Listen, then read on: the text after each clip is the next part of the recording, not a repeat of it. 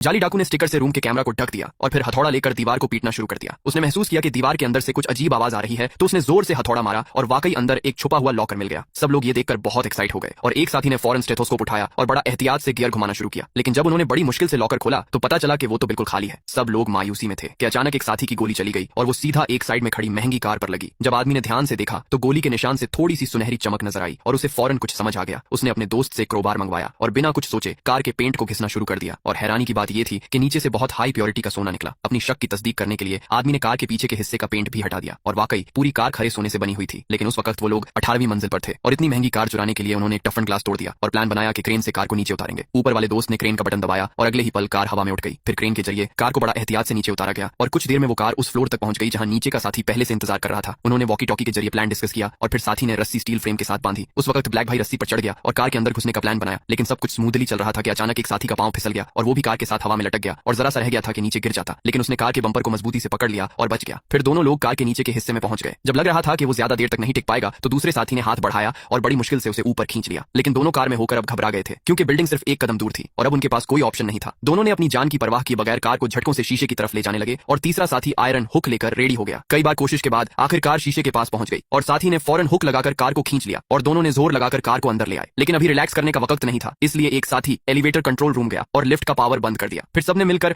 Car को elevator के मुंह पर ले आए। उसी वक्त एक बुजुर्ग औरत अचानक सामने आ गई, लेकिन उन्होंने उसे कुछ समझा दिया और वो शक किए बगैर चली गई। फिर सबने मिलकर कार को एलिवेटर में धकेल दिया, लेकिन कार का पीछे का हिस्सा ऊपर अटक गया। सबने पूरी ताकत लगाई और कुछ देर बाद कार अंदर चली गई। फिर लिफ्ट के जरिए धीरे धीरे नीचे आने लगे, लेकिन अचानक लिफ्ट रुक गई। मालूम हुआ कि कार का मालिक चांग भाई अंदर आ गया। अब सबने अपनी सांस रोक ली। तभी एक रिपेयर डॉग ने आवाज निकाली और चांग भाई की असिस्टेंट ने कुछ महसूस किया, लेकिन उसने समझा शायद उसका वहम था। लिफ्ट जैसे ही रूफटॉप के करीब पहुंचने लगी तो डर था कि कार छत से टकरा जाएगी, लेकिन वक्त से पहले लिफ्ट रुक गई और एक बड़ी मुसीबत टल गई। फिर सब लिफ्ट से बाहर निकल गए। लेकिन जब चांग भाई अपने कमरे में गया तो देखा कि उसकी कार गायब थी। वो कार उसने महंगी तरीन चीजों से बनवाई थी और उसकी कीमत हजारों करोड़ की थी। उसने फौरन अपनी असिस्टेंट को बुलाया और पूरे एरिया को सील करने का हुक्म दिया। जब गेट बंद होने वाला था तभी सब लोग एक ट्रक में बैठकर तेजी से वहां से भाग गए। असिस्टेंट ने फौरन टीम लेकर पीछा किया, लेकिन ड्राइवर रोड पर हर रुकावट को तोड़ता हुआ निकल गया और एक बड़े स्टेज शो के अंदर घुस गया। लोग डर के मारे किनारे हो गए। जल्द ही पुलिस भी साइड पर पहुंच गई और ट्रक को रोक लिया। ड्राइवर ने मजबूरी में ब्रेक लगा दिए और सबको वहां पकड़ लिया गया। सबको लगा कि कार मिल गई है, लेकिन जब चांग भाई ने ट्रंक खोला तो अंदर कुछ भी नहीं था, यानी कि वो लोग दुश्मन को गुमराह करने वाली चाल में फंस गए थे। सब